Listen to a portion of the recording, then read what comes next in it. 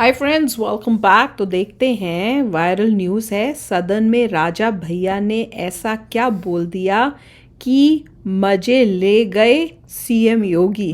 चलो देखते हैं, वीडियो शुरू करते हैं। वीडियो शुरू करने से पहले अगर आप चैनल पर नए हो और आपने अभी तक सब्सक्राइब नहीं किया तो जल्दी से पहले सब्सक्राइब के बटन और बेल आइकन को क्लिक कर लो ताकि आपको हमारे सारे न्यू वीडियोस के नोटिफिकेशन मिल जाए जैसे हम अपलोड करें। अगर आपको वीडियो पसंद आता है प्लीज़ लाइक एंड शेयर। चलिए शुरू करते हैं।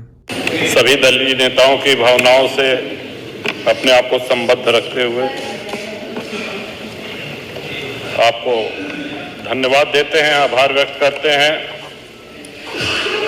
जैसा कि आपके निर्वाचन के समय हम लोगों ने कहा था कि आपका ये कार्यकाल ये नई परंपराओं का, कीर्तिमानों का कार्यकाल हो, ये हम सभी की शुभेच्छा थी। उसी तरह की आपकी कार्यशैली है और ये हम सभी लोगों के लिए गर्व की बात है। श्रीमान, एक निवेदन है, माननीय संसदीय कार्य मंत्री कभी कुछ देंगे नहीं। वो शास्त्रों में कहा गया है निपस्य चित्तम कृपणस्य वित्तम, तो आगे का नहीं कहेंगे। लेकिन श्रीमान, इतना विचार जरूर किया जाए कि 403 विधायक हैं और इसमें कोई सत्ता पक्ष और प्रतिपक्ष की बात नहीं है। अगर सभी लोग कह रहे हैं कि हाँ हमारे क्षेत्र में पेयजल के लिए हैंडपंप की आवश्यकता है, भले आप सदन में मत घोषणा करिए, लेकिन आप जहां से होना है वहां इसको अवश्य हम लोगों की बात पहुंचाइए। क्योंकि अगर आपसे कुछ कहते हैं तो माननीय संसदीय कार्य मंत्री जी का एक बड़ा ही चुप करा देने वाला एक वक्तव्य है कि तुम घुटने के डॉक्टर से जो है दांत के दर्द की दवा मांग रहे हो। तो हमने कहा कि या तो दांत के डॉक्टर से अपॉइंटमेंट दिलवा दीजिए और या दांत के डॉक्टर से दांत के दर्द की दवा।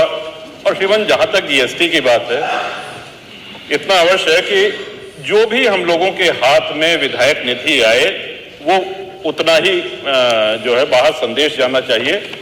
अलग अलग ढंग से जीएसटी को लोगों ने जोड़ा है। कोई कह रहा है 18% तो 4.25 है तो 4 मिलेगा, 4.25 मिलेगा, जो भी मिले आपकी तरफ से यही आना चाहिए कि इतनी विधायक निधि है और ये हमने या तो जीएसटी मुक्त करके पूरा 5 करोड़ दे दीजिए, और नहीं तो 4 करोड़ अगर मिल रहा है तो उसको 4 ही करोड़ बताया जाए, 5 करोड़ न बताया जाए, क्योंकि जनता ये समझेगी कि हमको बहुत। और ये श्रीमान पूरे सदन की भावना है। इसके साथ ही विधानसभा के सभी कर्मचारी, सभी अधिकारी, आप सबका हम आभार व्यक्त करते हैं। श्रीमान, एक मांग छोटी सी सुरक्षा कर्मियों की तरफ से आई है कि जितने दिन सदन चलता है इनको पौष्टिक आहार भत्ता पुलिस कर्मियों के बराबर दिया जाना चाहिए।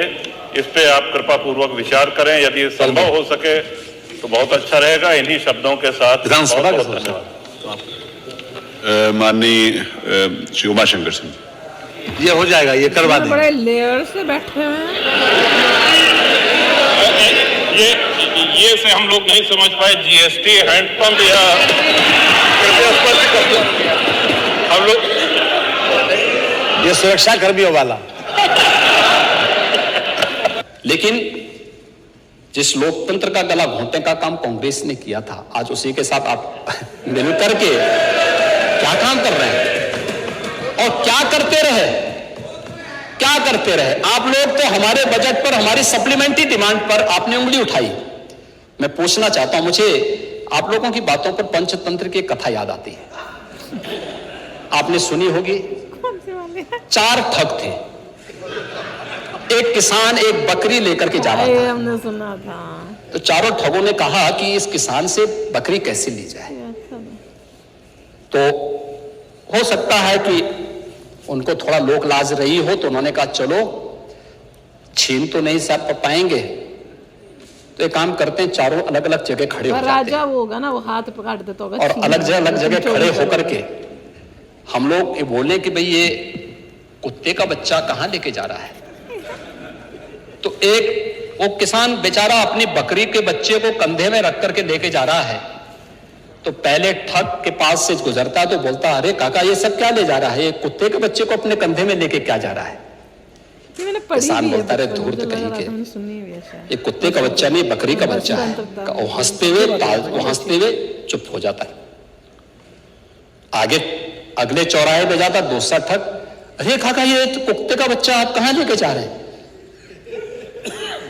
बोलता है, उसको भी डांटता, अरे पागल हो गए क्या, अरे कुत्ते का बच्चा नहीं, बकरी का बच्चा है। अगर आगे बढ़ता है फिर तीसरा ठग मिल जाता है, वहां भी फिर यही बात उसको बोलता है। चौथे ठग ने भी कहा तो किसान को विश्वास हो गया, उसको लगा कि भोला भाला किसान, अन्नदाता किसान, मेहनती किसान, उसको विश्वास हो गया यार एक व्यक्ति झूठ बोलेगा, लगता है कि मेरी दृष्टि दोष ही मुझे हो गया है, लगता है ये कुत्ते का बच्चा ही है, उसने फेंक दिया उसको।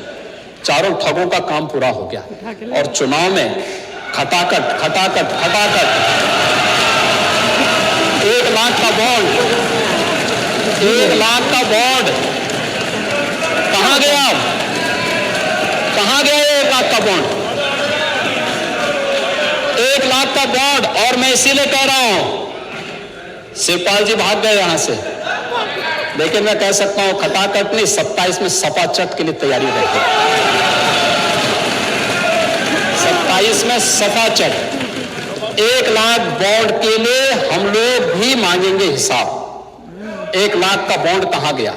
1 लाख के एक और मैं तो आप पैसे सबसे का। कहूंगा, एक बार जाइए जनता जनार्दन के सामने, पूछिए उनको कि भाई 1 लाख का हिसाब मांगे इन लोगों से, पैसा गया कहां, कौन खा गया? पैसा 1 लाख खाने वाले लोग कौन है 1 लाख का?